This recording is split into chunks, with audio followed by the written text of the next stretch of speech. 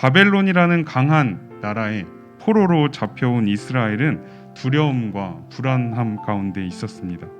아수르로부터의 그 구원을 경험했지만 또다시 바벨론이라는 그 강대국에 의해 무너져버린 그들은 우리가 여전히 하나님을 신뢰해도 되는가 하는 고민에 빠지게 되었습니다. 오히려 바벨론의 수많은 신들이 하나님보다 더 강한 것은 아닌지 의문을 품게 되었고, 실제로 많은 이스라엘 백성들이 바벨론의 우상들을 섬기는 길로 빠져들어갔습니다.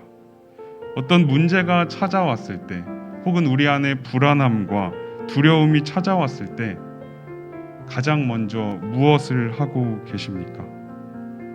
우리가 하나님을 믿는다고 하지만 정작 이런 상황 속에서 먼저 하나님께 나아가기보다는 다른 것들을 의지하고 다른 데서 답을 찾아보곤 합니다. 오늘 본문은 그런 이스라엘 백성들에게 이렇게 이야기합니다. 그 모든 우상들은 아무것도 아니며 헛될 뿐이다. 그렇다면 우리가 진정으로 의지할 수 있는 분은 누구일까요?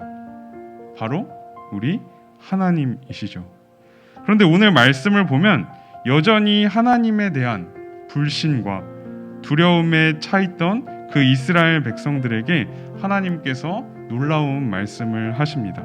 25절에 보면 내가 한 사람을 일으켜 오게 하겠다 라고 말씀하시고, 또 27절에 보면 내가 기쁜 소식을 전할 자를 예루살렘에 주겠다 라고 말씀하십니다.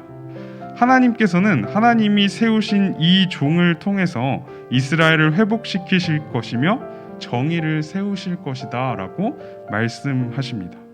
그리고 이 말씀이 기록되고 약 150년 이후에 이 말씀이 실제로 성취가 됩니다.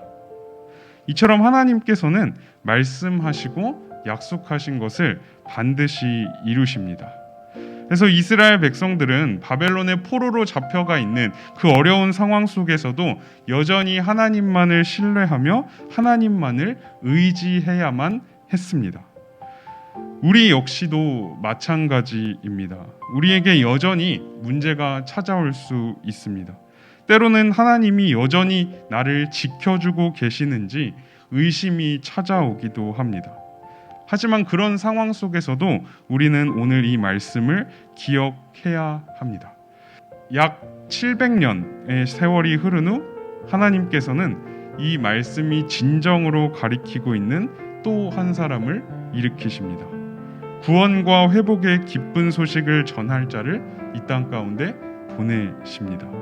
하나님의 종이신 예수 그리스도께서 우리를 위해 죽으시고 부활하심으로 우리에게 기쁜 소식을 가져다 주셨습니다. 예수님은 하나님만이 우리가 진정으로 의지해야 할 유일한 분이시라는 것을 보여주는 가장 확실한 증거입니다. 우리가 붙잡고 있는 그 모든 우상들은 결코 우리를 위해서 희생하지 않습니다. 오히려 우리의 모든 것을 그 우상들을 위해 쏟아붓기를 요구할 뿐입니다. 오직 예수님만이 먼저 우리를 위해 자신을 희생하시고 자신의 모든 것을 내어주신 분이십니다. 우리가 이 예수님을 기억할 때 어떤 상황 속에서도 하나님을 신뢰할 수 있습니다. 오늘 우리의 삶 속에서 우리는 무엇을 의지하며 사시겠습니까? 헛된 우상을 의지하며 사시겠습니까?